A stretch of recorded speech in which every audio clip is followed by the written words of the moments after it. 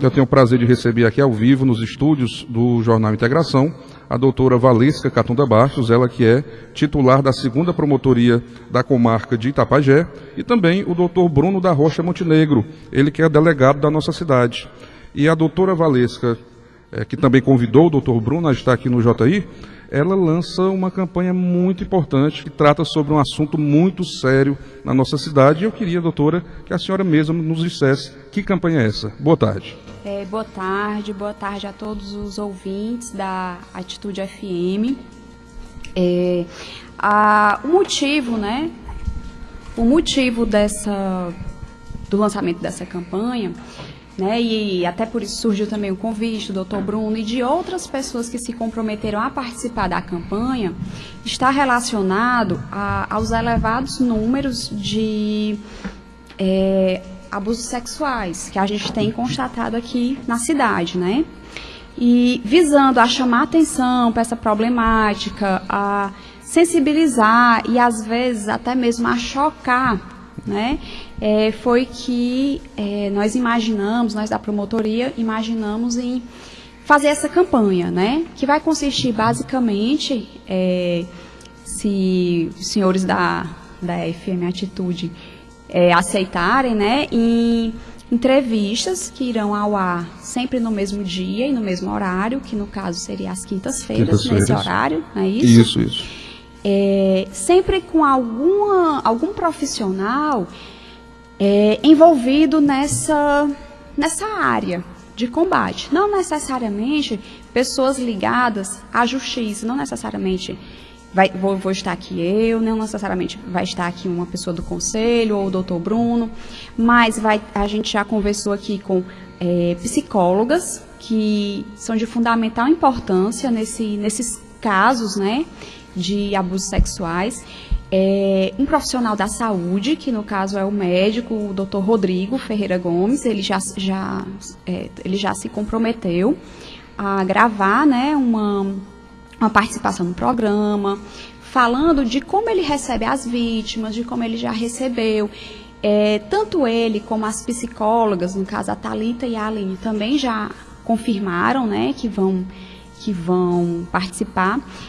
Esses profissionais vão ter uma abordagem muito importante. Eu espero que a população preste muita atenção na abordagem deles, porque eles vão retratar aqui as consequências, né, sobre todas as consequências emocionais, as consequências comportamentais que uma vítima de abuso sexual pode ter, né? E o doutor Bruno aceitou nosso convite também, foi muito disponível, muito generoso, né, em aceitar esse convite, assim, prontamente. O pessoal do Conselho Tutelar, que também tem contato direto com isso, aceitou participar, vão gravar uma participação. Uma servidora que trabalha comigo, no caso a Ariadna, ela também aceitou, e eu acho de extrema importância, porque ela é quem recebe, é quem acolhe diretamente as vítimas, né? Então ela vai falar muito do atendimento, do que ela já viu, do que ela já checou, certo? Então acho que é mais ou menos por aí. Inclusive a senhora já havia nos concedido uma entrevista, já fazendo também, falando sobre esse mesmo assunto.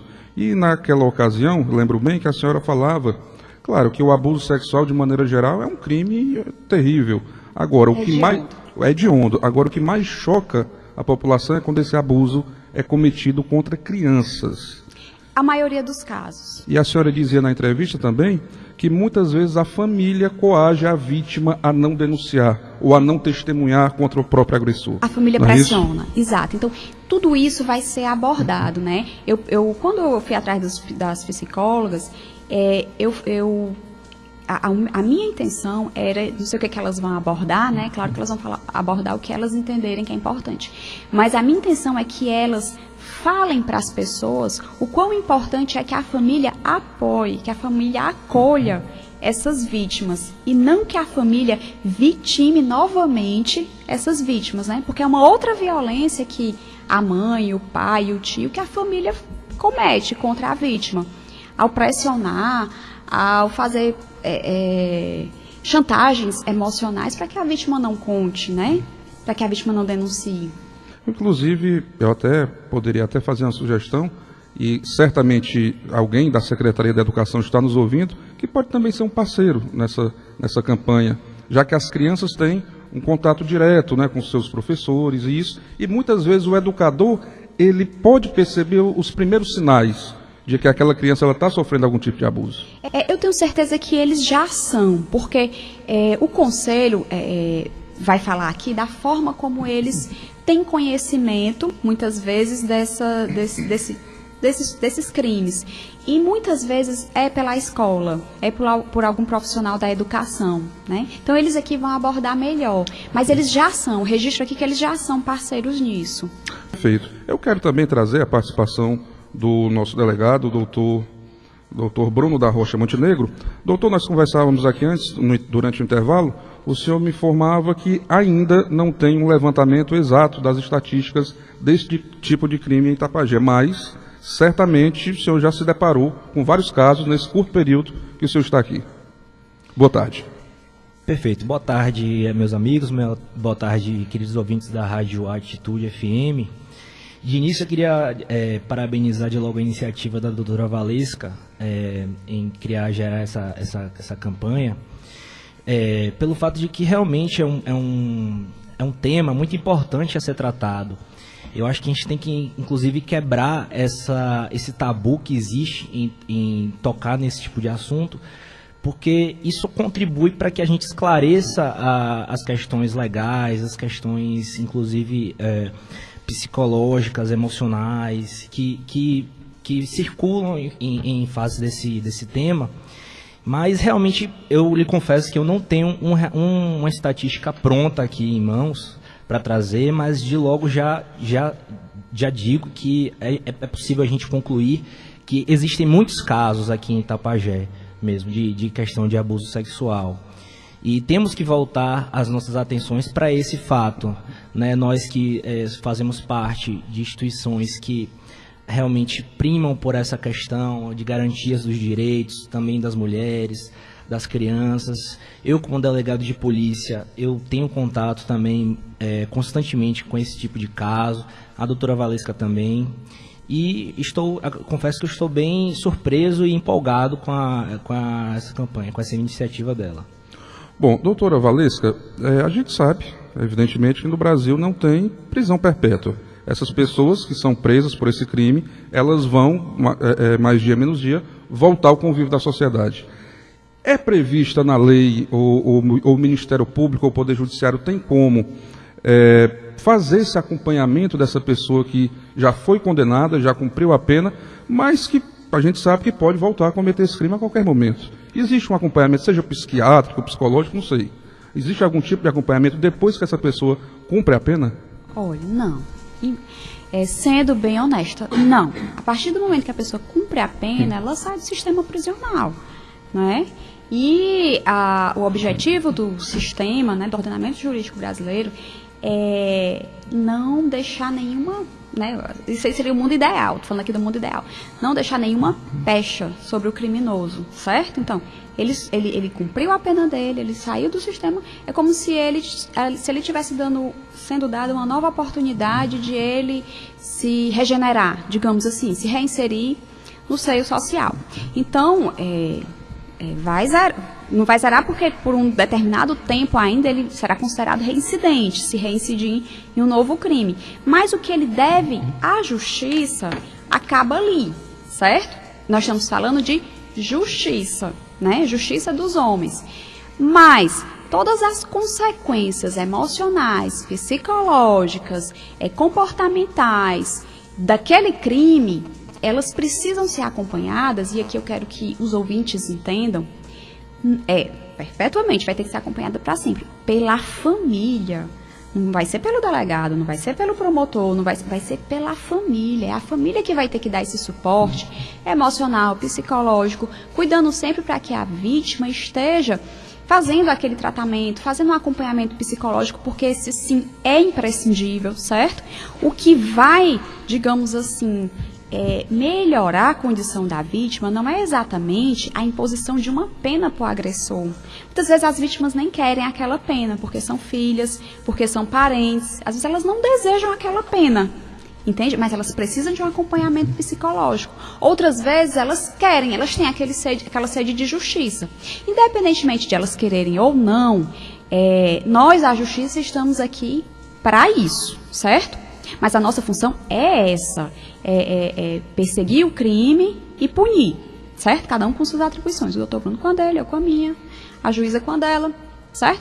A partir do momento que cumpriu e acabou aquilo dali, como eu falei, vão ficar outras consequências de outras naturezas, e eu não sou um profissional da saúde, eu não sou um profissional da psicologia, eu não sou um profissional do conselho para continuar acompanhando. É por isso que esse tipo de crime é muito complexo e exige um envolvimento de uma rede de profissionais. Entendeu? Porque a vítima vai precisar desse acompanhamento de diversos profissionais. Não vai ser o delegado que sozinho vai resolver o problema. Não vai ser o promotor que sozinho... Nós vamos dar uma solução jurídica, uma solução que a lei nos permite dar para aquilo dali. Mas eu não sou habilitada, nem um delegado é habilitado para fazer um acompanhamento psicológico. Não. Certo? Efetivamente, não. Eu não estudei para isso, nem ele. Mas nós podemos encaminhar. Eu posso oficiar o município para que o município garanta um atendimento psicológico para aquela vítima que não tem condições, que muitas vezes não tem condições financeiras de pagar, né?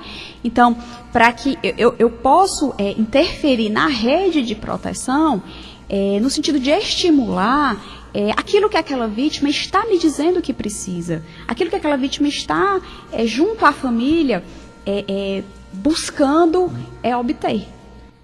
Perfeito. Bom, eu queria fazer uma pergunta comum aos dois entrevistados, aos nossos dois convidados, no que diz respeito a como denunciar, seja um parente, seja um vizinho, alguém que tenha notado os primeiros sinais de abuso, vai diretamente à polícia, vai diretamente ao Ministério Público, através de um simples telefonema, por exemplo, para um 190, porque muitas vezes o denunciante não quer se expor. Mas quais são os canais para que o nosso ouvinte fique muito bem informado que isso pode estar acontecendo na casa ao lado, né? E como é que ele pode denunciar? Se o doutor Bruno me permitir, eu posso começar. Claro. Na verdade, fica a critério. Você pode ir na delegacia, você pode ir no Ministério Público. São locais que a vítima pode escolher onde ir. Agora que fique claro que se a pessoa começa pelo Ministério Público, achando que não vai ter que ir na delegacia, eventualmente, porque às vezes se acha isso, né? Está enganado. Vai ter que ir na delegacia. A gente vai fazer os encaminhamentos e tudo. Porque necessariamente esse crime vai ter que passar pela questão da delegacia.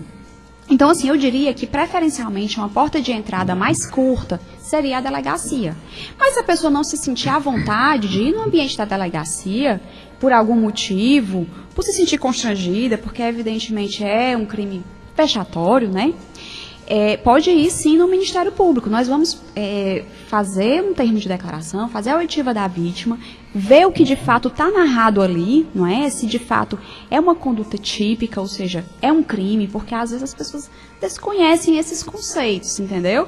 E levam na promotoria, muitas vezes, coisas que, na verdade, não são nossas atribuições. Então, nós vamos analisar aquilo dali, né? E se de fato for um caso de abuso sexual, um caso de estupro, nós vamos tratar com a maior cautela e o maior rigor. Vamos fazer o encaminhamento para a delegacia, porque a gente tem esse contato, né? O doutor Bruno pode depois confirmar que a gente está nesse contato direto, principalmente relativamente a esses casos, não é? E vamos providenciar para que as medidas legais sejam tomadas, né? A questão de se ligar para o 190 pode ser feito? Pode. Mas honestamente, Disque 100, mas honestamente, eu vou ser muito sincera que eu vou dar minha opinião pessoal sobre o Disque 100, né? Eu, particularmente, prefiro que as pessoas compareçam à promotoria, mostrem a sua cara, entendeu? Para a gente evitar trotes, para a gente evitar denunciações maliciosas, que também existem, entendeu? Existem. Na sociedade a gente sabe que algumas pessoas não gostam de outras, têm interesse em prejudicar outras, e às vezes fazer uma denúncia mentirosa no Disque 100 é a coisa mais fácil que existe. Que pode acabar com a reputação de uma pessoa.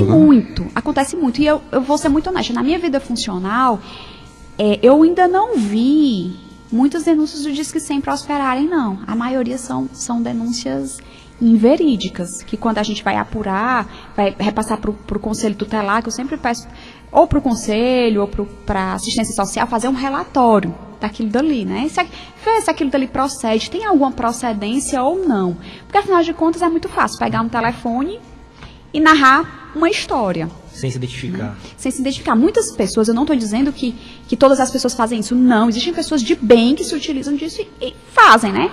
A denúncia. Mas existem também muitas pessoas maliciosas, mal intencionadas, que fazem isso. E que usam extremamente mal esse mecanismo que poderia ser bom. Certo?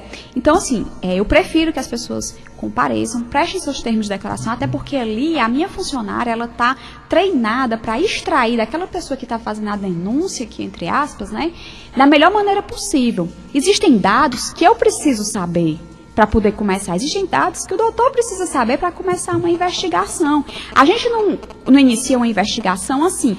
Eu ouvi de um fato como esse. Eu ouvi dizer que no canto tal uma criança está sendo explorada sexualmente. É um fato totalmente genérico. Nós não temos nomes para começar uma investigação, nós não temos um local específico. Uma denúncia, ela precisa ser específica. Onde é que isso está acontecendo? Quem é sobre quem repousa a suspeita? Certo? Por que é que se repousa essa suspeita? Eu desconfio que uma criança está sendo vítima. Sim, mas você desconfia por quê? Quais são os sinais que a criança deu? A criança falou isso? A criança falou aquilo? Então, a gente precisa de muitos dados para ver que é uma denúncia séria. E muitas vezes não dispõe dessas ferramentas. Ok, doutor Bruno, a gente sabe que o efetivo da Polícia Civil é muito diminuto. Isso não é exclusividade de Itapajé. Mas tratando-se, isso a gente sabe das atribuições da polícia, seja nos crimes contra a vida, enfim, é uma demanda grande. Mas num crime tão grave como esse de exploração sexual, sobretudo infantil, certamente a Polícia Civil dará atenção especial. Com certeza. Como você falou, é um crime grave, é um crime hediondo. E eu, como delegado de polícia, eu me coloco realmente à disposição da sociedade, da população, e me disponho a dar prioridade a esse tipo de caso, entendeu? Eu coloco isso como uma prioridade e desde já me coloco à disposição. Agora, lógico, num plano ideal, a gente deveria ter toda na delegacia uma equipe preparada, né, uma equipe multidisciplinar, treinada para fazer esse tipo de atendimento. Infelizmente, isso não é a realidade nossa, mas inclusive a auxiliar de promotoria da doutora Valesca, ela se colocou já à disposição e ela ficou de me ajudar nesses casos em que chegue alguma vítima em situação de vulnerabilidade, que precise de um atendimento, uma vítima de estupro, ela já se colocou à disposição. Então, chegando lá na delegacia, nós tomaremos todas as medidas e, lógico, eu tomarei o cuidado para que isso não gere um desconforto maior ainda do que já é. E chamarei a Ariadna para me auxiliar nesse sentido.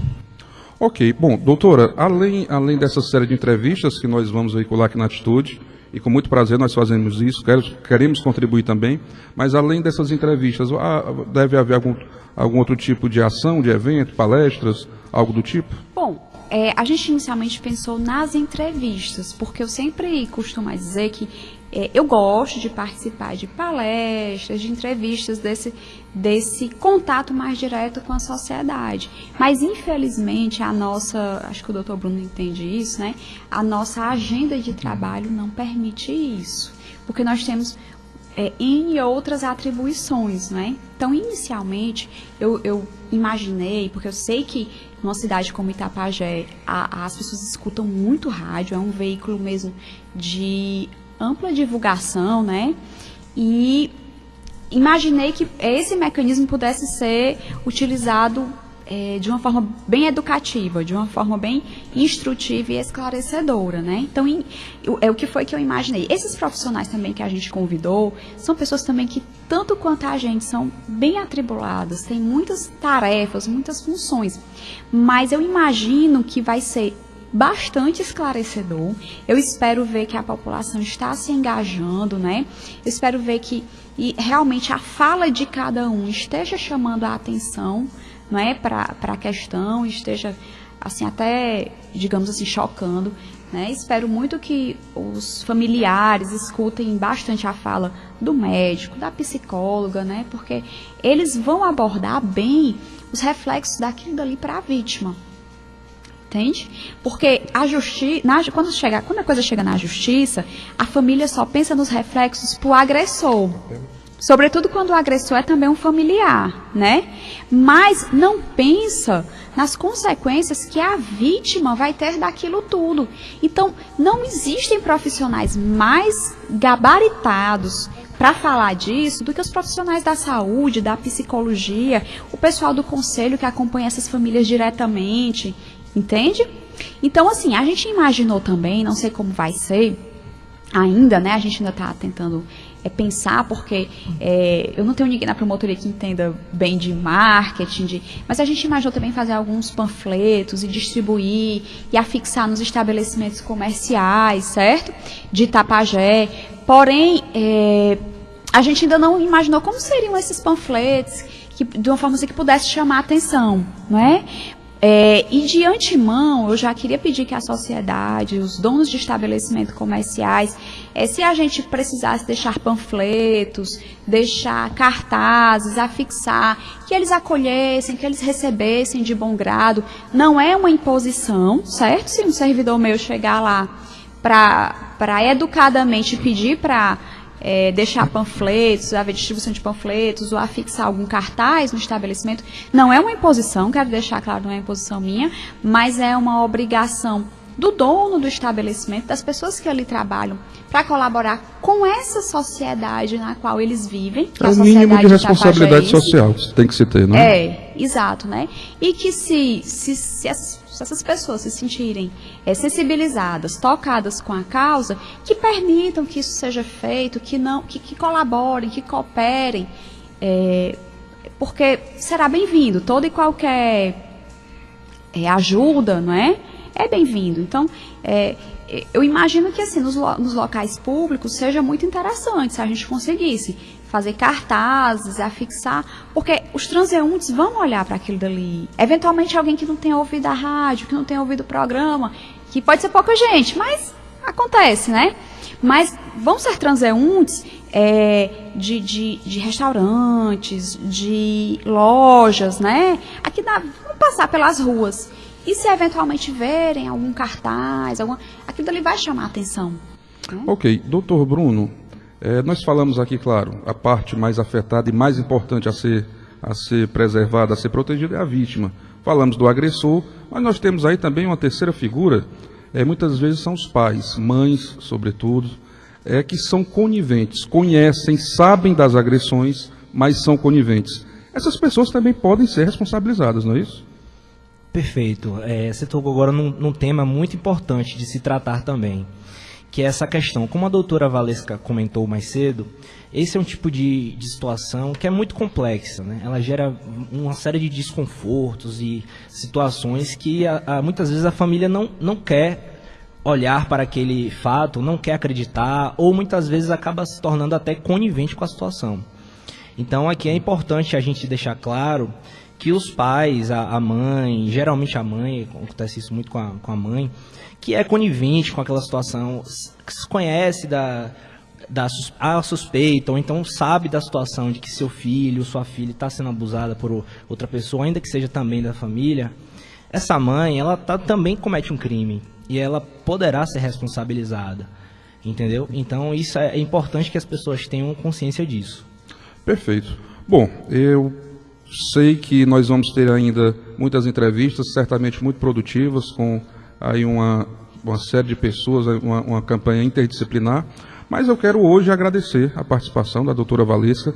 Deixo a senhora à vontade para algo mais que a senhora queira falar sobre esse assunto nessa quinta-feira. Certamente teremos outras oportunidades também para falar sobre essa questão e espero trazer daqui a algum tempo uma entrevista, tanto com o delegado, tanto com a promotora, falando dos resultados positivos que certamente serão gerados. Doutora, eu gostaria que a senhora ficasse à vontade para algo mais que a senhora queira acrescentar. Bom, eu gostaria de agradecer a disponibilidade, né, do pessoal da Atitude FM, por estar acolhendo, né, tão bem, por sempre acolher todas as vezes que o Ministério Público precisa, né, a imprensa aqui da Atitude é bem solícita, né?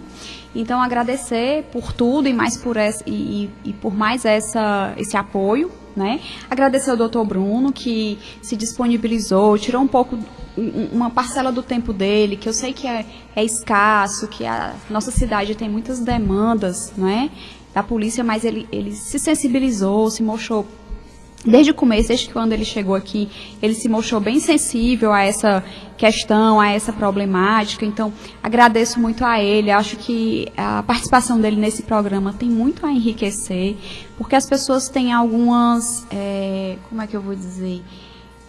A palavra não seria fantasias, certo? Mas elas têm alguns preconceitos sobre a delegacia, o ambiente da delegacia, ou a figura do delegado, e aqui elas vão ouvir o delegado mais de perto, vão conhecer mais, entende? E ver que muito do que se imagina, não procede, tá certo?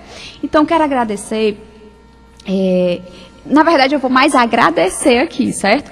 Eu vou agradecer aqui para todos que estão se comprometendo a colaborar, né? Esses profissionais que vão dar também uma contribuição muito valiosa, o médico, a gente, sempre que eu pego um inquérito, que eu vejo o exame de corpo de delito, muitas vezes a descrição ali pelo médico de como foi encontrada a vítima, né? Muitas vezes o médico é aquela primeira pessoa que atende a vítima no hospital e é a pessoa que logo vê que ali aconteceu um caso de abuso sexual, né?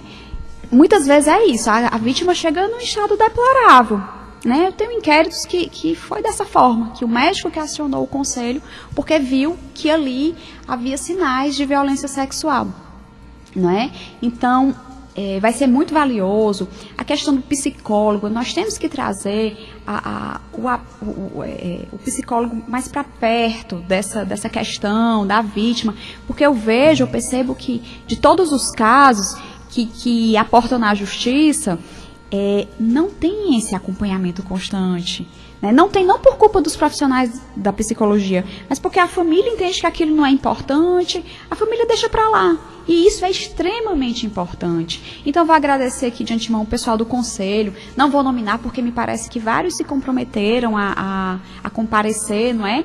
Então, agradeço a todos eles. Vou agradecer a Ariadna, que é a servidora da promotoria aqui, que o doutor Bruno falou, que realmente está ajudando e tudo, né, nessa questão, e que vai comparecer. E agradeço de antemão outras pessoas que quiserem participar e que ainda não tenham confirmado, certo? Em relação à questão dos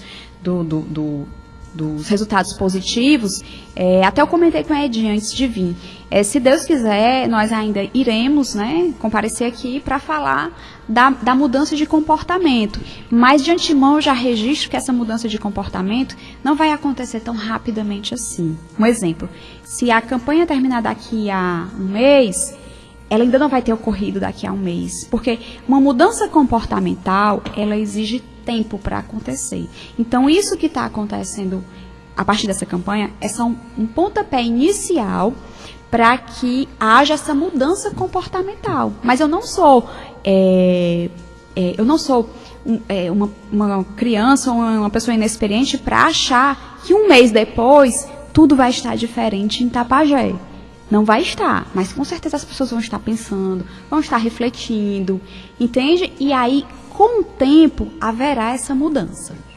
E que a vigilância também tem que ser constante, né? Isso não, eu não espero, sinceramente, meu objetivo pessoal é que, honestamente, haja uma mudança no comportamento dos familiares da vítima, no sentido de que eles respaldem, apoiem mais a vítima, porque eu percebo que isso falta. E muito, certo? Então, no mais, eu gostaria de agradecer e deixo o doutor Bruno com a palavra. Bom, doutor Bruno, a palavra é sua para suas considerações finais.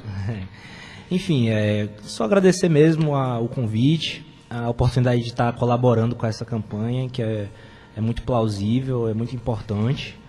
E dizer que eu estou lá, estou à disposição da sociedade, quem quiser, estou de segunda a sexta na delegacia de polícia.